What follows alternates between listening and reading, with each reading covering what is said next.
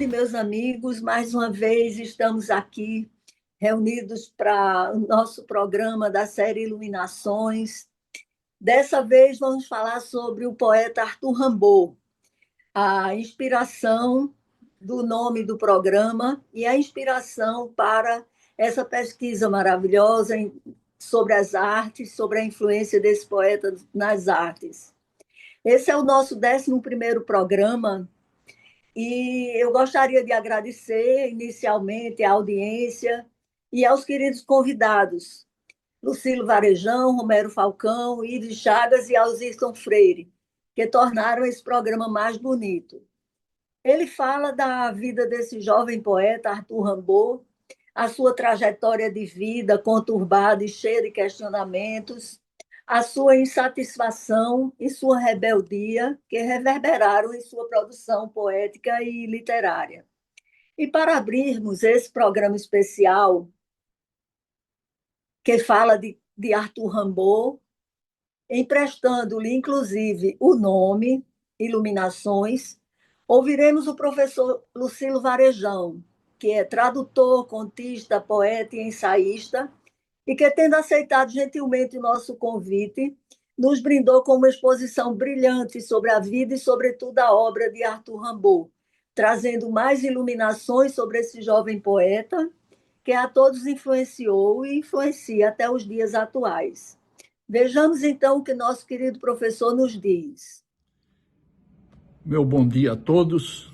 É com imenso prazer que estamos aqui neste programa Iluminações, que é também conduzido pela escritora Cláudia Guerra. Eu quero dizer, inicialmente, que esse título Iluminações, tão bem escolhidos, faz referência, não é, à obra de Rimbaud, que também tomava como parâmetro as iluminuras medievais, que eram verdadeiras obras de arte que ilustravam as letras capitais das obras de então, das obras-primas. E, logicamente, Rimbaud se inspirou bastante neste livro. Esse livro intitulado Iluminações, que foi inicialmente, começou a ser escrito, não é, em sua viagem à Inglaterra, quando estava em companhia de Verlaine. E já que falamos em Verlaine, Verlaine foi praticamente quem descobriu Rimbaud ao receber uma correspondência em Paris, não é? O atraiu para um grupo de intelectuais.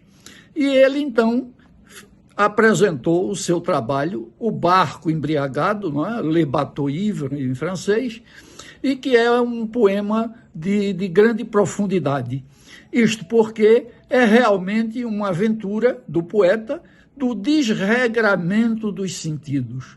Quer dizer, é neste poema que nós vamos ver, nessa viagem do barco, não é, todas as sensações bizarras que o indivíduo possa sentir. Bom, Rimbaud foi um gênio da poesia francesa, ou melhor, o gênio da poesia mundial. Podemos dizer porque a sua influência na literatura universal é muito grande. Ele foi um gênio porque ele só fez poesia de 16 aos 21 anos. E uma poesia que marcou profundamente, ao lado de Verlaine e de Mallarmé, não é, a poesia moderna. Todo poeta moderno é influenciado, direto ou indiretamente, não apenas por Baudelaire, mas principalmente pelo Rimbaud. Não é? Rimbaud, que pregava exatamente, através da sua ousadia, não é, o desregramento dos sentidos. Está aí o programa, o poema, aliás, o poema das vogais, em que ele atribui cores às vogais. Não é? Está aí outros poemas, como o próprio Barco Embriagado, que acabei de citar. Quer dizer, qualquer leitor de poesia moderna teria antes de fazer uma leitura da poesia de Rimbaud. E Rimbaud é o tipo do poeta, não é, que sempre teve uma vida bastante desregrada. E esse desregramento da sua vida o levou, não é, dentro da genialidade da sua criação poética, a tentar também desregrar a poesia tradicional, que era sempre baseada no verso alexandrino. Tanto é que Rimbaud foi o criador do que nós chamamos o verso livre, não é? Aquele verso livre que foge exatamente, né, da métrica tradicional, embora tenha uma grande musicalidade que vai de acordo com a expressão do poeta. Bom, logicamente, nós podemos dizer, não é, que a arte poética do século XX deve, sem sombra de dúvida, a Arthur Rimbaud, que foi, sem dúvida alguma, como acabei de dizer, não é, o gênio da poesia moderna. Rimbaud tem obras admiráveis, não é? Por exemplo, era um indivíduo que, além desse desregramento, tinha também muita sensibilidade humana. Se nós lermos o seu poema, por exemplo, os brindes, não é? os presentes das crianças miseráveis que ele tem, a gente vê como é um homem dotado de grande sensibilidade humana.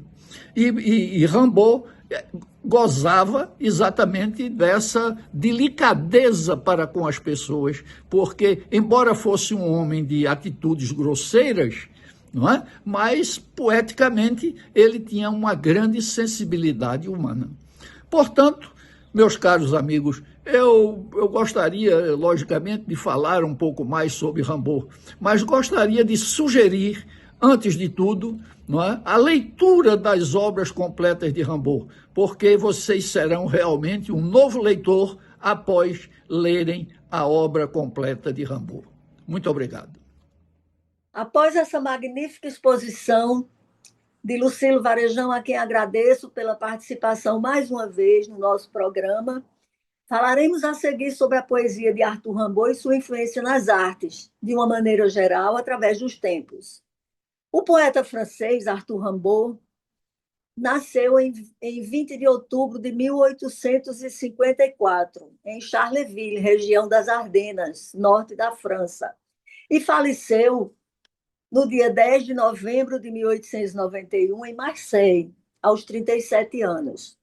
O período de atividade literária de Arthur Rimbaud, com sua produção de poemas e prosa poética, se deu até somente 1875, adotando como gênero literário o romance e o drama, e pertenceu ao movimento literário do simbolismo.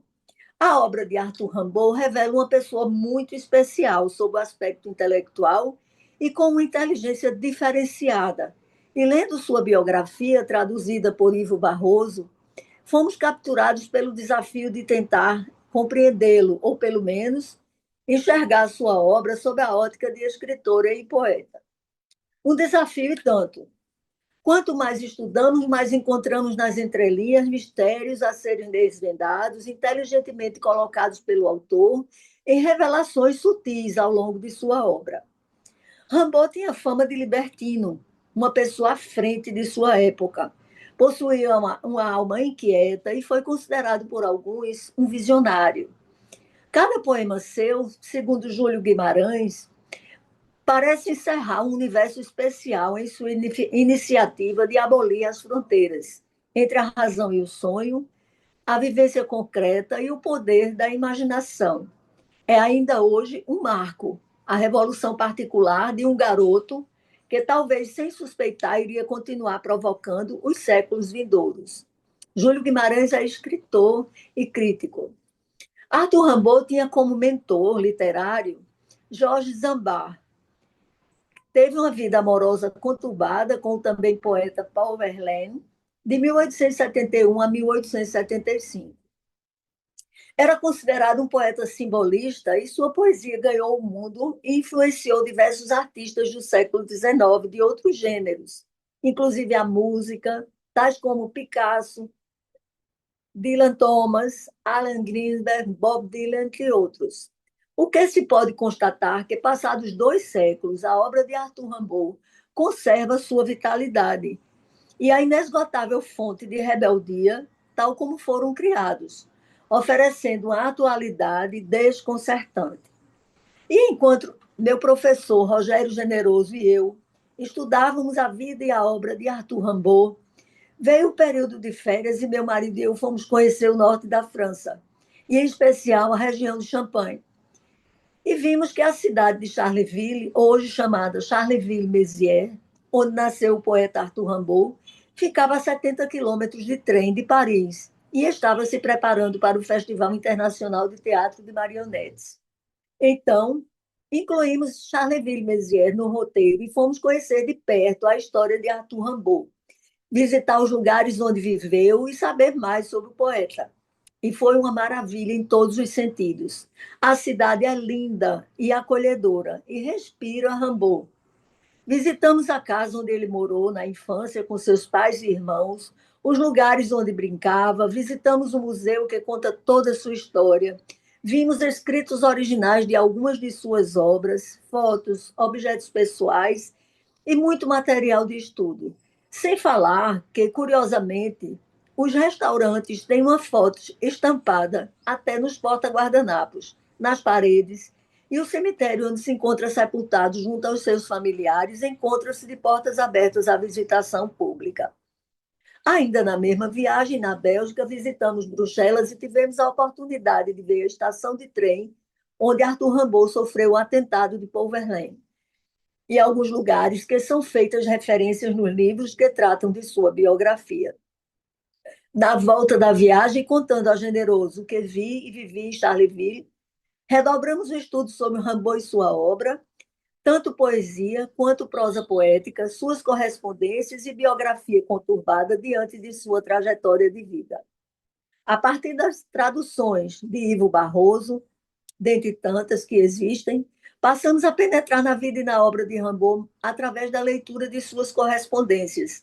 E assim podemos conhecer mais um pouco sua conturbada trajetória de vida e seus poemas. Em série, falaremos sobre a vida e a obra do poeta Arthur Rimbaud, e eu aqui convido vocês a acompanhar as publicações que se seguirão até o dia dedicado ao programa, hoje, pelo canal Arte Agora, e espero que vocês estejam curtindo o programa e tenham curtido as publicações.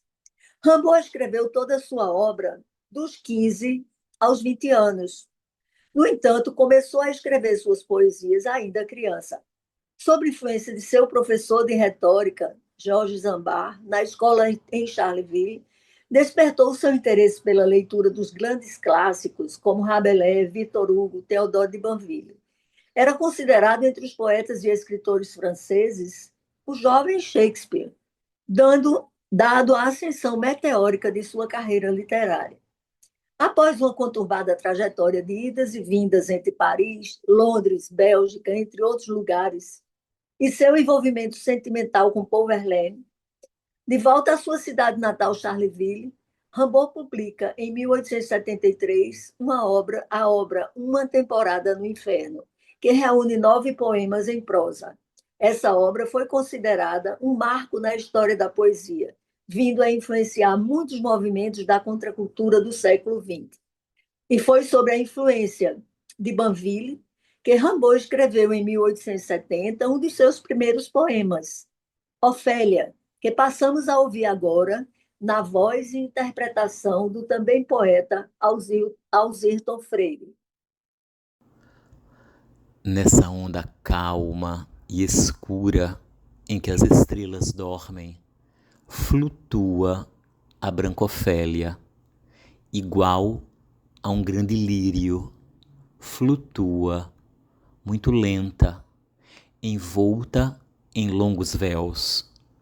Dos longes bosques vem o som dos alales.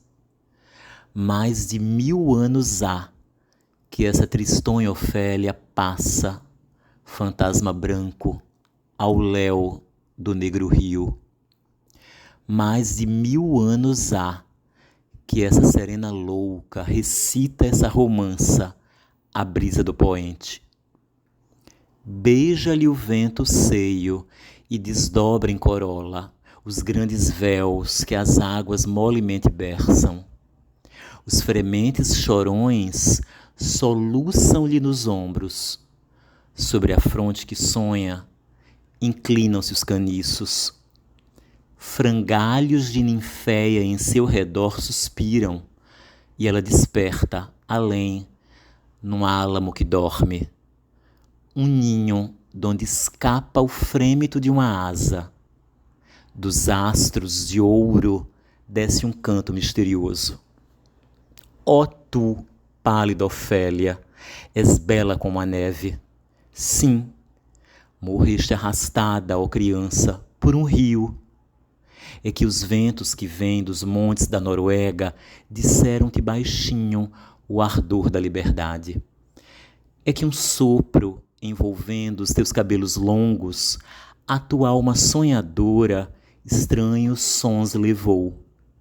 Ouviu teu coração cantar a natureza, nas queixas do arvoredo e no gemer das noites. É que esse imenso arquejo, a voz de loucos mares, feriu teu jovem seio, humano em demasia. É que, em manhã de abril, um cavaleiro pálido, pobre louco, em silêncio a teus pés se sentou. Céu, amor, liberdade, um sonho, pobre louca, que te fez derreter, qual faz o fogo a neve. Tuas grandes visões sufocaram-te a fala, e o infinito aterrou os teus olhos azuis. E o poeta é quem nos diz que aos raios das estrelas vens procurar à noite as flores que colheste, e sobre as águas viu, em longos véus envolta, flutuar a branca Ofélia, igual a um grande lírio. Com a ideia da criação do programa Iluminações, veio a partir desse estudo da vida e da obra de Rimbaud, sobretudo pela sua influência das demais artes. Seus poemas retratam vida cotidiana e fazem referência às cores, como pano de fundo, que são quase imperceptíveis, mas quando lidos e observados em sua profundidade, por vezes causa a sensação de que as palavras têm sons e cores. No citado texto, diz o doutor Cláudio Willer, que foi um estudioso da vida de Rimbaud, o seguinte: espero tornar-me um louco muito mal. Essa frase de Vidas, uma das iluminações, poderia ser um epígrafe geral. Foi muito louco e muito mal. Sua maldade deve ser entendida dialeticamente como negação criadora. E prossegue o citado autor. Há um tipo de maldade mais sutil, da qual o soneto Adormecido do Vale, de Arthur Rimbaud, pode servir como exemplo. Bucólico, aparente louvação à natureza, só no último verso é revelado que descreve um cadáver. O jovem soldado com 2 furos rubros no peito, caído na guerra franco-prussiana. Engana o leitor, dizendo uma coisa à primeira vista e o seu oposto. Mesmo procedimento entre outros lugares, em Infância, a segunda das iluminações. Ele diz: no bosque há um pássaro, seu canto vos detém e vos faz enrubescer. Há mundo encantador, porém, há, enfim, quando se tem fome e sede, alguém que nos expulsa. Tudo se inverte. Contrastando com o cenário bucólico, a infância é miséria e rejeição. Nesse poema, em versos livres, há uma catedral que desce e um lago que sobe. As inversões que vêm junto com seus duplos sentidos, o alto no lugar do baixo, o mundo às avessas, que se multiplica nas iluminações. Durante as minhas pesquisas sobre a vida e obra de Rimbaud, tive a grata surpresa de conhecer o escritor e cronista Romero Falcão. E descobrimos um ponto em comum no nosso gosto pela literatura, que foi o de apreciar a obra de Arthur Rimbaud. Descobrimos-nos e nos identificamos como rambodianos. E, portanto, tratei logo de convidá-lo para participar do programa, o que ele gentilmente aceitou o convite, nos brindando com essas maravilhosas palavras. Vamos escutar o que nos diz Romero Falcão. Boa tarde.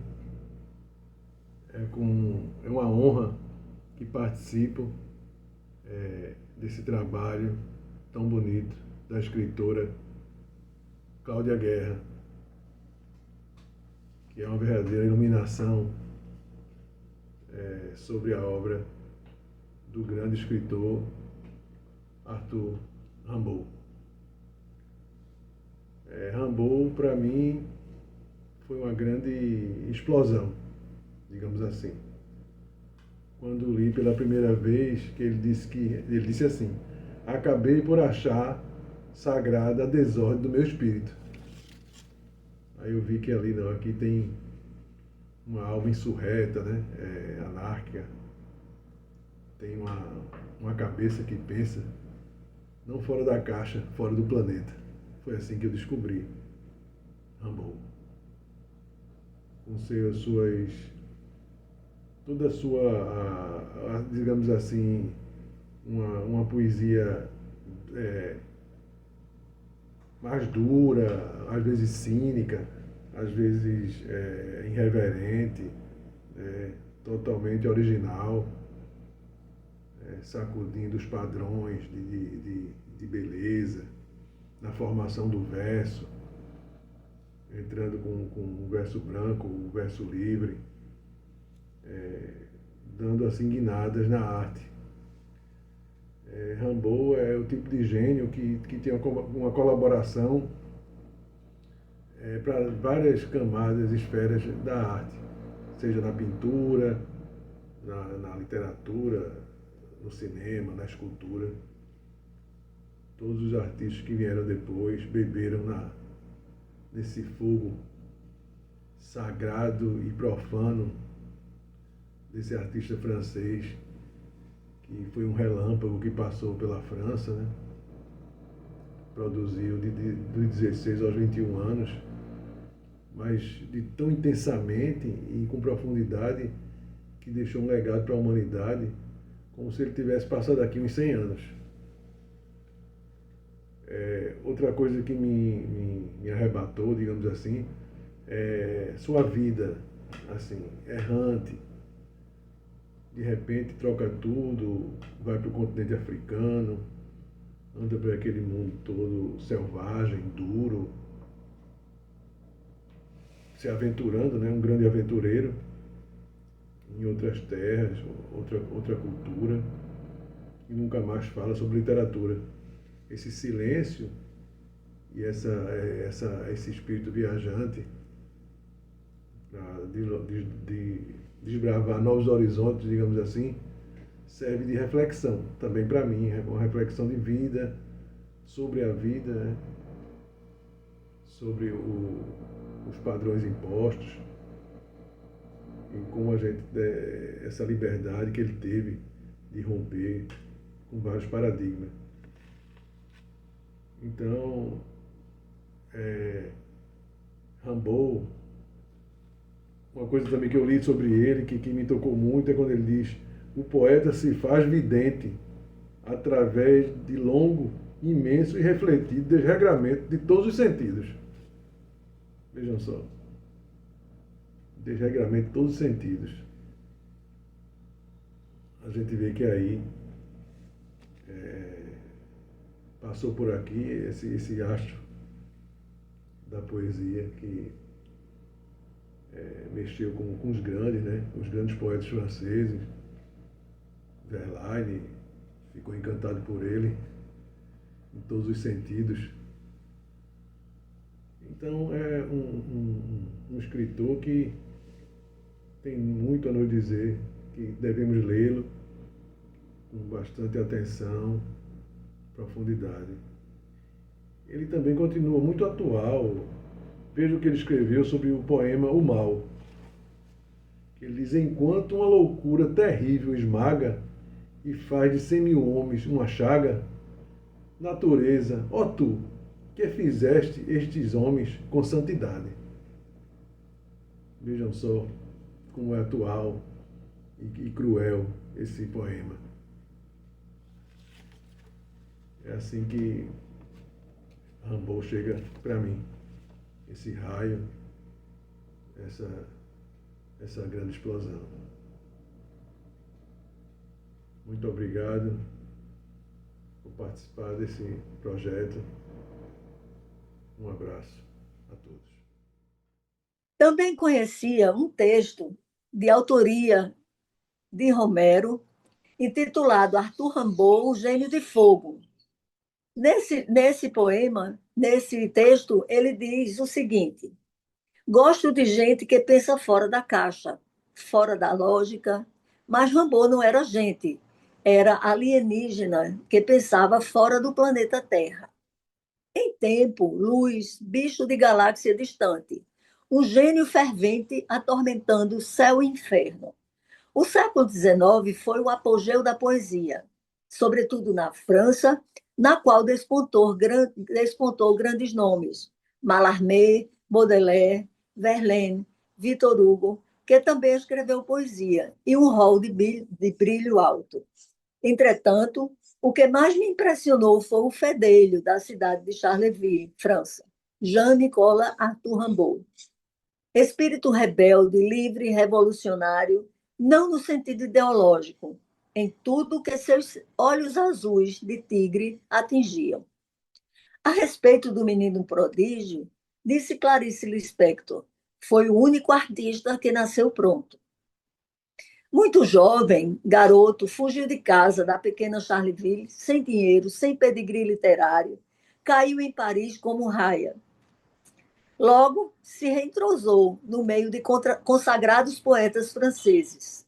Rimbaud trouxe na malinha surrada o cromossomo do simbolismo, estrutura, habilidade literária, originalidade para compor o gênero da raça. Também trazia o indispensável delírio cáustico que só os canudos poetas são capazes de arrancar ouro do laranjal. O incrível domínio do francês, latim e alemão, a agilidade com as palavras, inteligência astronômica, mente aberta para grandes viagens sensoriais e caráter indisciplinado acenderam a tocha poética rambodiana por toda a cidade luz, a qual se ofuscou diante do inusitado farol. O clarão até então nunca existiu no Arco do Triunfo, nos cafés, nas tabernas, nas cabeças dos poetas. A poesia francesa silenciou quando surgiu aquele fogo vivo a subir nas mesas.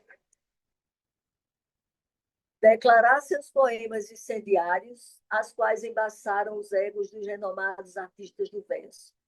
O garoto era estorvado, intempestivo, humor dilacerante.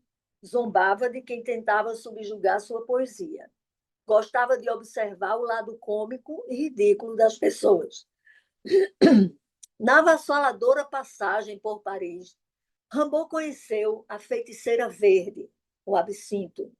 Também experimentou ópio, haxixe.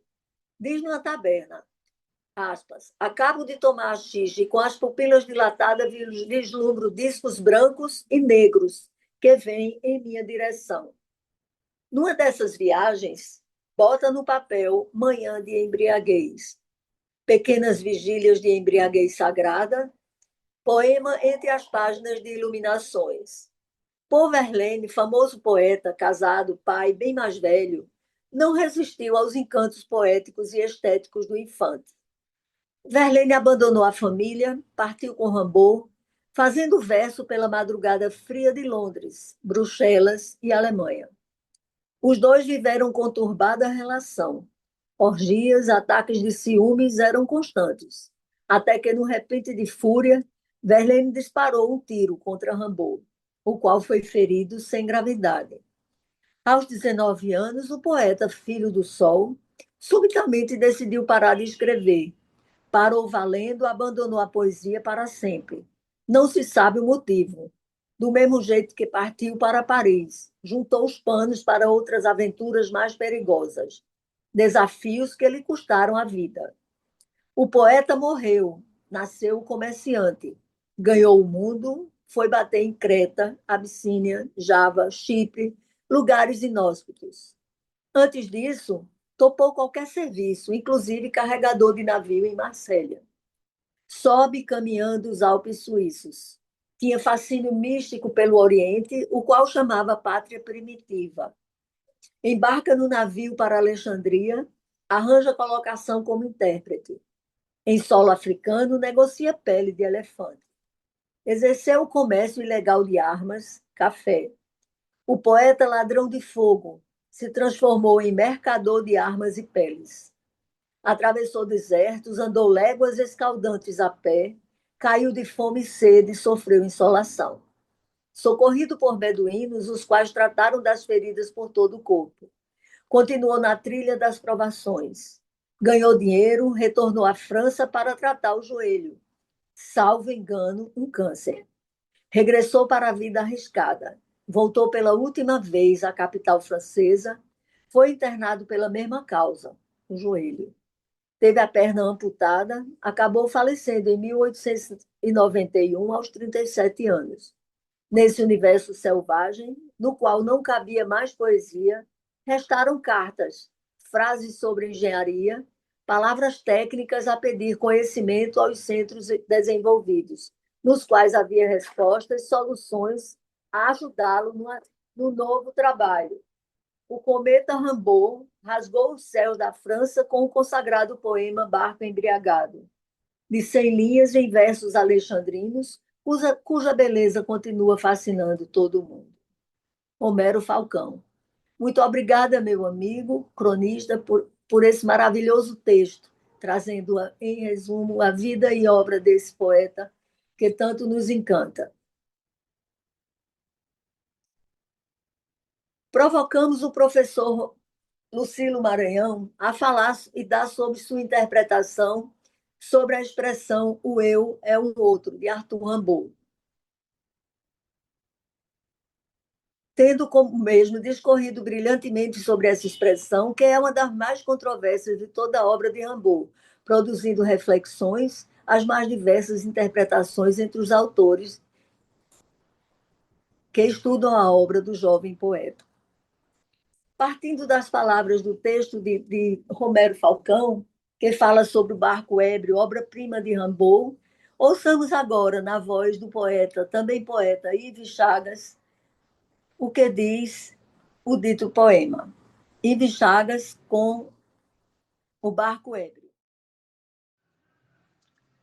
O barco ébrio. Como descesse ao léu nos rios impassíveis, não me sentia mais atado aos cigadores. Tomaram-nos por alvo os índios irracíveis, depois de atá-los nus em postes multicores. Estava indiferente às minhas equipagens, fossem trigo, flamengo ou algodão inglês. Quando morreu com a gente a grita dos selvagens, pelos rios segui liberto desta vez. No iroso marulhar dessa maré revolta, eu, que mais lerdo fui que o cérebro dos infantes, corri agora, e nem penínsulas à solta sofreram convulsões que fossem mais triunfantes. A borrasca abençoou minhas manhãs marítimas, como uma rolha andei das vagas dos lençóis, que dizem transportar eternamente as vítimas, 10 noites sem lembrar o olho mau dos faróis. Mais doce que o menino, os frutos são maduros. A água verde entranhou-se em meu madeiro, e então, e azuis manchas de vinho e vômitos escuros, lavou-me dispersando a fateixa e o timão. Eis que a partir daí eu me banhei no poema do mar que latescente e infuso de astros traga o verde azul por onde a aparição extrema é lívida um cadáver pensativo vaga. Onde tingindo em cheio a coxa azulecida, sob as rutilações do dia em estentor. Maior que a inspiração, mais forte que a bebida, fermenta esse amarguroso enrubescer do amor. Sei de céus a estourar de relâmpagos, trombas, ressacas e marés, eu sei do entardecer, da aurora a crepitar com um bando de pombas. Eu vi alguma vez o que o homem pensou ver. Eu vi o sol baixar, sujo de horrores místicos, para se iluminar de coagulações cianas. E como um velho ator de dramas inartísticos, nas ondas a rolar, quais trêmulas persianas. Sonhei com a noite verde em neves infinitas, Beijo a subir do mar aos olhos com langores, toda a circulação das seivas inauditas e a exploração alvo azul dos fósforos cantores.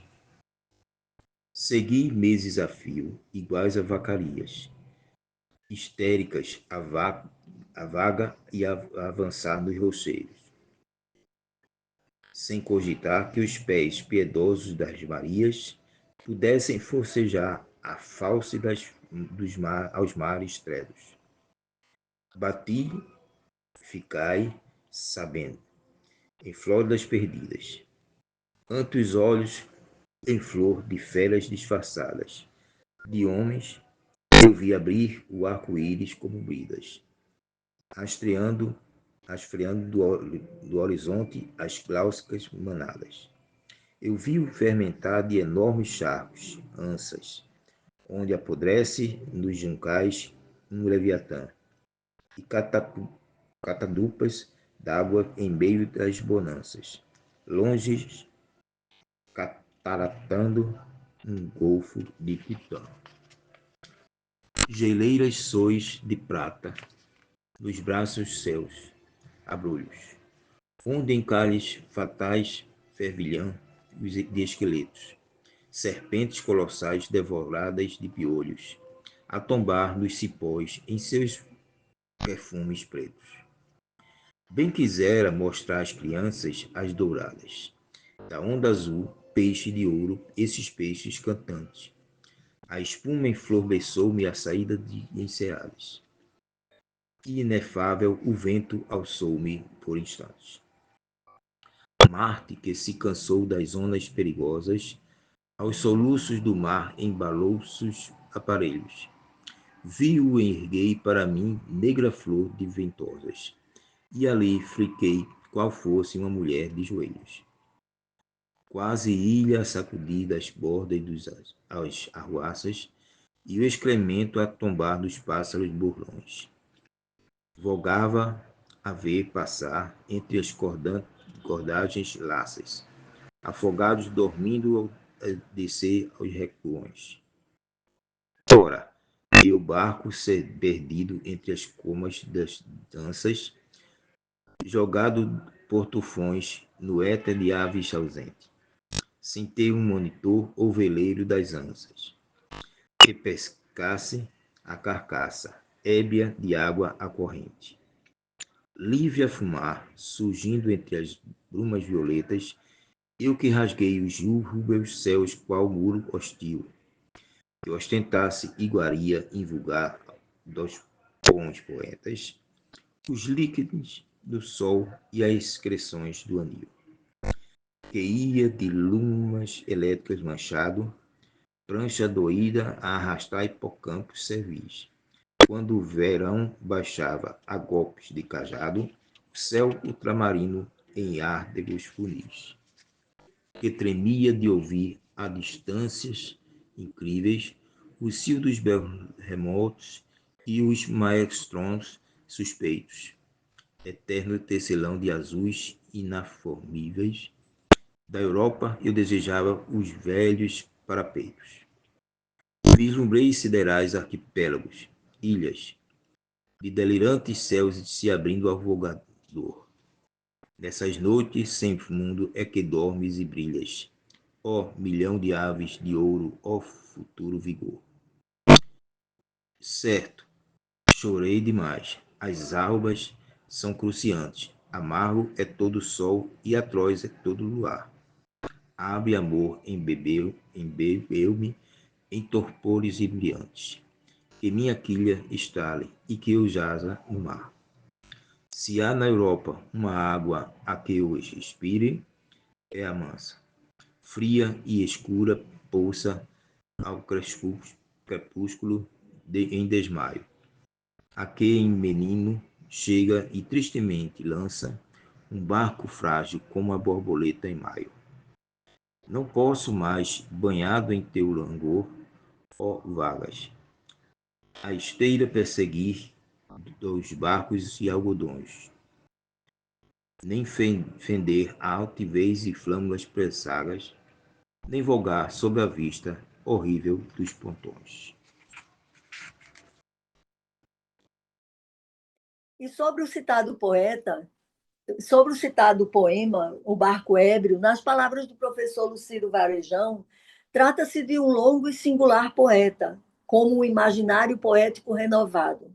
Este poema traduz simbolicamente a experiência tão sonhada de Rimbaud. Ele é o efeito de leituras e narrativas de viagens, mais enriquecido por uma imaginação exaltada. O visionário Le Bateau-Ivre vê espantosos espetáculos ao mergulhar na poesia do mar. Ele se torna uma parcela viva do gigantesco marulho. Le Bateau-Ivre é um jorrar de imagens meio reais, meio fantasmagóricas, tais como pode formar um vidente, e de que se torna impossível caracterizar com expressões lógicas a inesgotável força criadora. Provocamos o professor Lucílio Varejão a falar sobre a expressão o eu é um outro, de Arthur Rimbaud.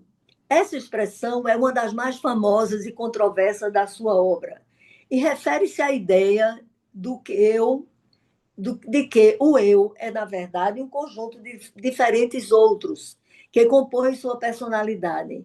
Este conceito desafia a ideia de uma identidade fixa e unificada, sugerindo que o eu é uma construção dinâmica, influenciada por diversos fatores externos e internos. Acerca do eu é um outro, o professor Lucílio Varejão, em sua obra Entre o Homem e o Mundo, no capítulo que trata de Rimbaud como precursor da modernidade, diz que Rimbaud, em seus versos iniciais, joga ainda com temas parnasianos e com a presença de uma natureza primitiva, cheia de deuses e semideuses, mas ele não esconde sua verdadeira natureza de revoltado com a religião e a política, com o patriotismo, com o amor. Nada escapa à sua violência e perturbação moral, e os seus atos não são apenas de pura retórica. Seus pequenos poemas são feitos dentro de regras da língua e da métrica, mas deixam entrever seu gosto pela boemia e seu rompimento com a estrutura social vigente, pela qual ele não sente a menor simpatia. Esse desgosto ele sente também pela literatura de seu tempo. Ele quer tentar algo novo e procura, então, uma nova maneira de ver e sentir a realidade. Procura a possibilidade de criar uma linguagem nova para a tradução de suas visões e suas sensações. É em 15 de maio de 1871 que Rimbaud envia a Paul Demeny a discutida Lettres du Voyant, em que afirma é preciso ser vidente, se fazer vidente. E aqui sua principal decisão é a de passar do que ele chama de poesia subjetiva para a poesia objetiva. Para ele, a poesia subjetiva se prende ao ideal, é sentimental e lírica. E como apenas uma parte da emoção é domesticável, ela fecha o homem em sua natureza convencional. Entretanto, os primeiros poemas de Rimbaud foram versos subjetivos, como Ofélia. A poesia objetiva é, segundo o poeta, o retorno à vida divina. É uma ultrapassagem dos sentimentos. O poeta se faz vidente pelo desregramento de todos os sentidos. A poesia objetiva é uma poesia de terceira pessoa, cuja regra é o eu é o outro. A poesia do eu transforma-se no ele, em que a consciência se transfere totalmente para o objeto.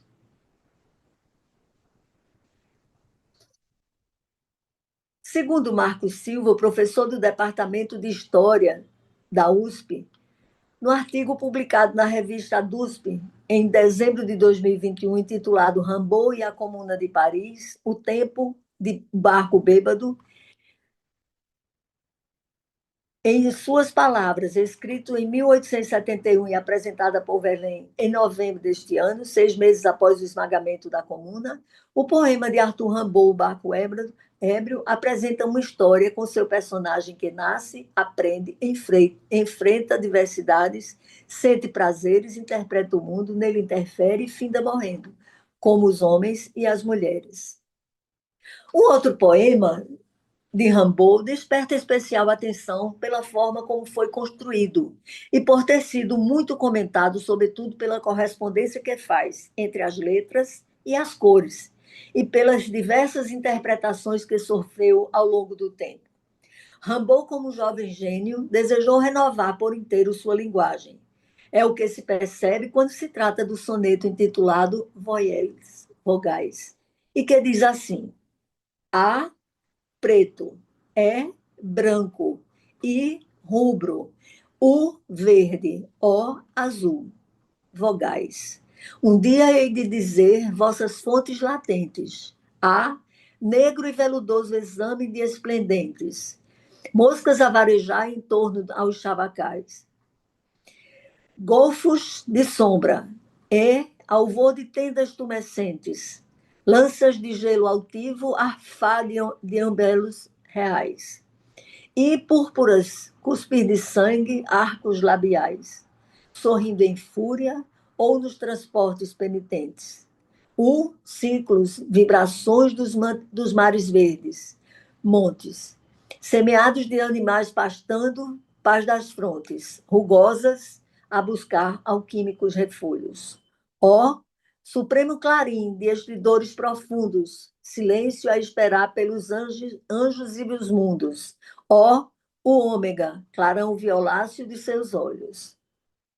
Nesse soneto, Rimbaud traz versos muito bonitos que revelam uma originalidade ímpar, onde se pode perceber que todos eles formam imagens e colocam cores nas palavras.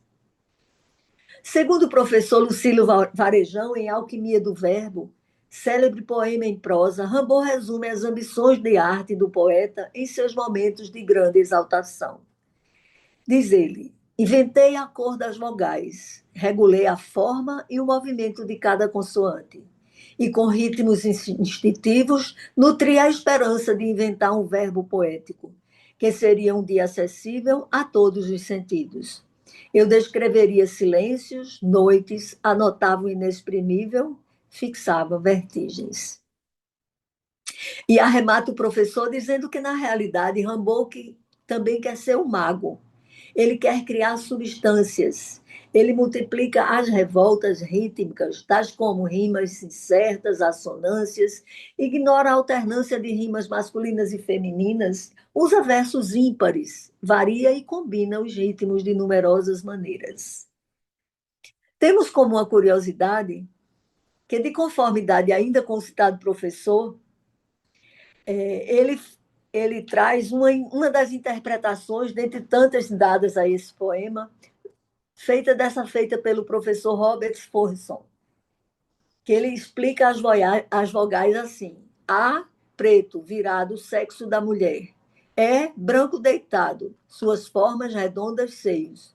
I, vermelho deitado, traços dos lábios. Verde virado, cabeleira. Azul, olhos.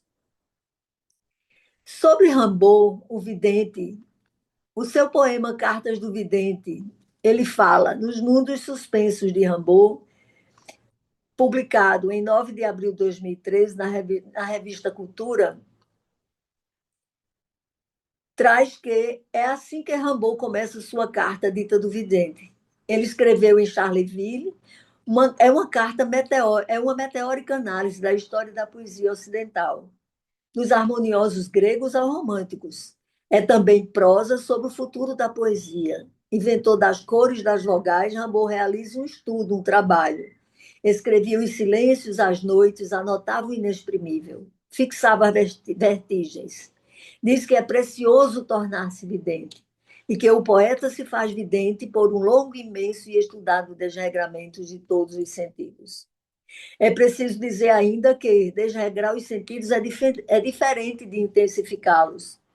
Disse que o vidente dota-se de uma sensibilidade livre. Será ele o indicador da quantidade de desconhecido despertada em seu tempo na alma universal. Será ele o percrustador do mundo invisível, encarregado da humanidade e até dos animais. Um cidadão com a missão de encontrar uma língua. Trabalhador horrível que harmonizará perfumes, sons e cores.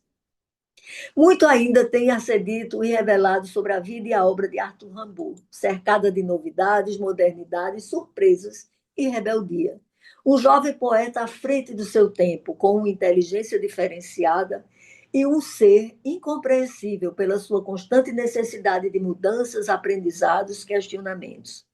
O sempre jovem Rimbaud, assim pode ser considerado, eis que faleceu aos 37 anos, deixando um legado profícuo, um legado literário profícuo de prosa poética, transitando por todos os meios artísticos e influenciando todas as artes. Um visionário, como ele próprio se considerava, e dá mostra disso em muitos de seus poemas consagrados.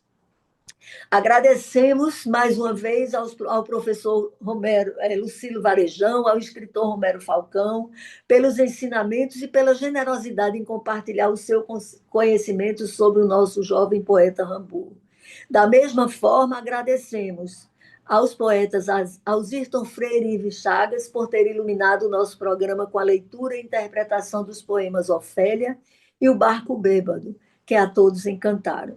E, por fim, agradecemos a importantíssima audiência do programa aos amigos que se interessaram pela história de Arthur Rimbaud e que passaram a compreender mais a razão dele ser a iluminação das nossas iluminações. Um abraço bem apertado em todos e é sempre muito bom estar com vocês. Viva Arthur Rimbaud! Viva as iluminações! Um beijo!